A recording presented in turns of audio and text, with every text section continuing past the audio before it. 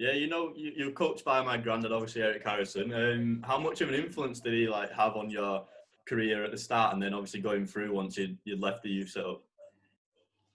He had a huge influence on me personally. I know every lad that obviously came through him, not just sort of in my age group, but before and after, will tell their own story of the influence that Eric had on us. But from my personal point of view, I went on to become a tenacious, quite gritty, determined defender over many, many years at United, sort of 15, 20 years.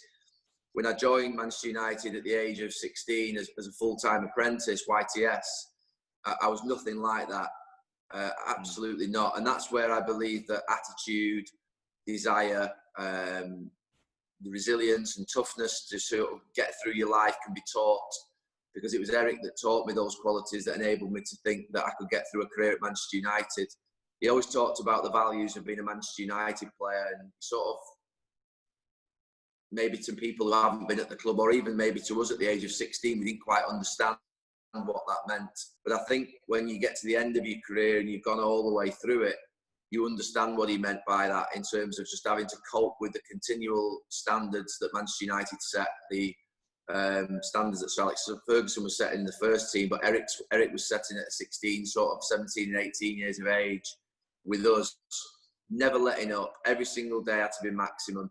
There was never anything other than that in any time that I was with Eric. And even when sort of I left him to go and play with the reserves, he would often come and see me. He said that you were nothing at Manchester United till you played 100 games. When you had 100 games, he'd come and see you and say, you're nothing at this club until you've played 300 games. And, he would continually challenge you. And what you'd done was never enough.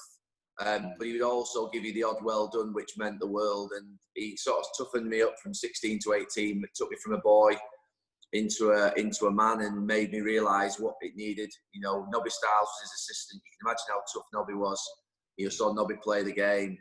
And both of them together were ferocious in their attitude towards making Manchester United players, but also in their determination to make sure that every single day there was nothing left, no stone left unturned. And it was an incredible experience. It was tough.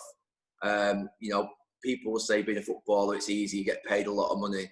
2 years under Eric Harrison and Nobby Stiles was hard work. It was damned hard. But you went home some nights and you didn't know how you were going to get up to train in the morning. You were aching that much.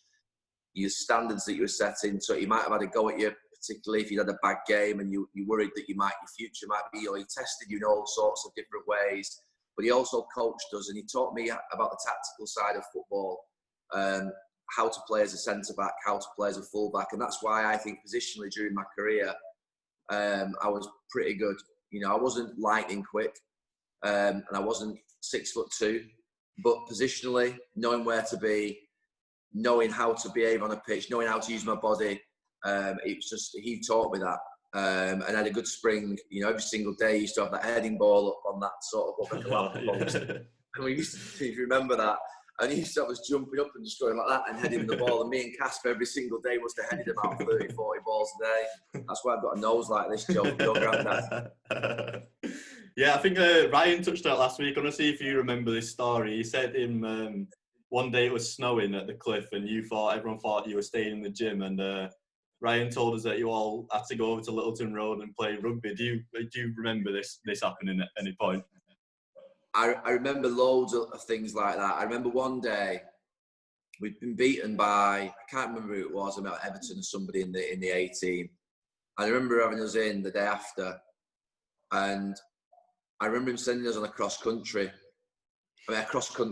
Imagine now sending Premier League players on a cross country. And we went for this 5-6 mile cross country through these woods and fields. And it was muddy, it was awful, it was freezing cold, it was windy. And I just remember thinking, this is not what we signed up to. This isn't what being a footballer's about. But things like that, playing rugby, training in the snow, training on the ice, doing cross countries in thick mud through woods, and him driving his car up to the end of the woods to make sure we came out the other side and that we were still running.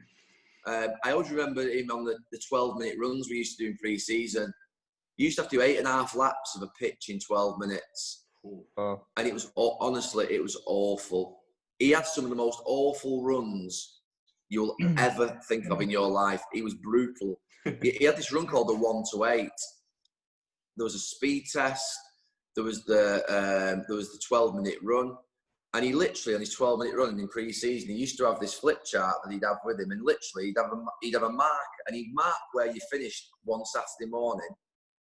This is old school, really. If you think about it now, they measure it now, I think, in your heart rate. He'd mark on the pitch where you finished. The week after, if you didn't get past that mark where he put, you were in massive trouble. Because that was the idea of measuring each week, that you were getting fitter as the pre-season went on. But they were horrible runs. They were massively competitive. And, you know, he drove that into us every single day, that you basically work as hard as you can. It was a tough school.